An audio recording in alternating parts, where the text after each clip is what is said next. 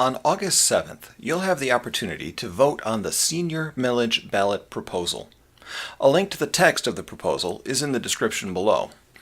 The proposal increases your property taxes by $35 per $100,000 of taxable value, raising about $2.8 million each year for the next 6 years.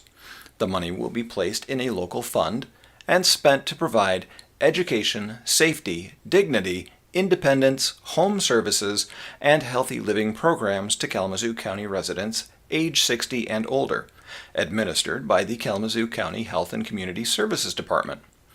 If you're pro-senior citizen, this may sound like a no-brainer. But is it? Obviously, you know that property taxes are paid by property owners. But what about renters?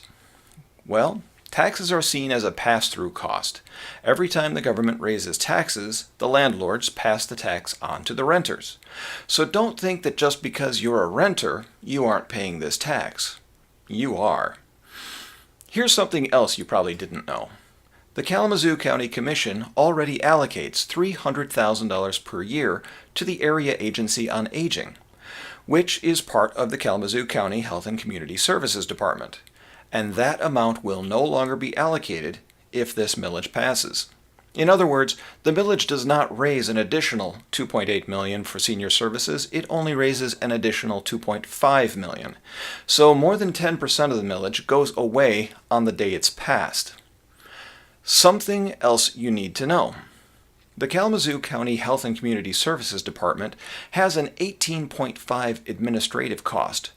So, the $2.8 million raised, an estimated $500,000 will go to administrative costs, government salaries, pensions, and health care.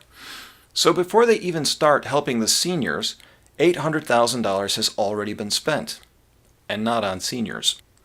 So after the County Commission takes their $300,000 and the County Health and Community Services Department takes their $500,000, they will have $2 million to spend on seniors instead of $2.8 million. How will they spend it? Depending on who you talk to, you'll get different answers. A February MLive article, you can find the link in the description below, says that the millage will raise $2.8 million, essentially doubling the Area Agency on Aging's $2.1 million budget.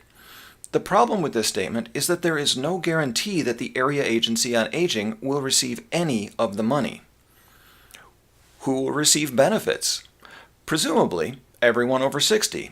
That same MLive article quotes Health and Community Services Director Jim Rutherford as saying, 50,000 residents are 60 and older, just under 20% of the county, and therefore eligible for services provided by the Area Agency on Aging.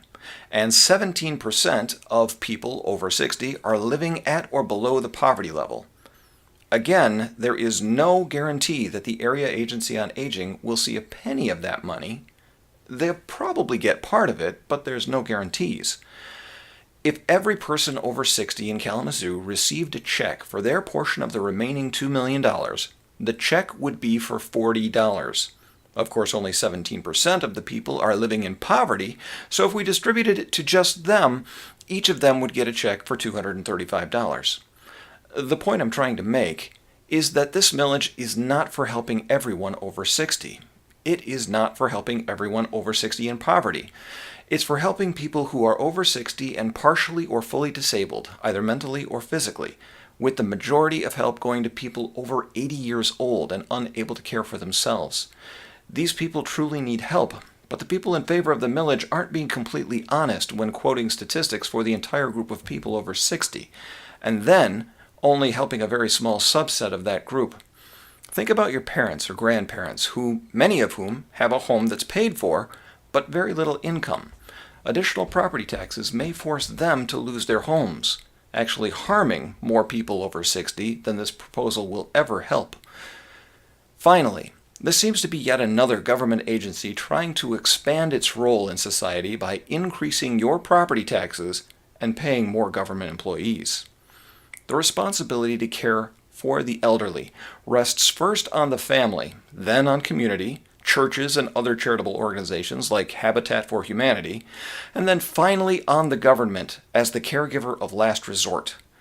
The last resort will spend 18.5% on itself before helping anyone else. I'm not going to ask you to vote one way or the other, but I will ask one question. Have we honestly asked the community for help before we started paying the government to help? I'm Tom Graham for Return to Integrity.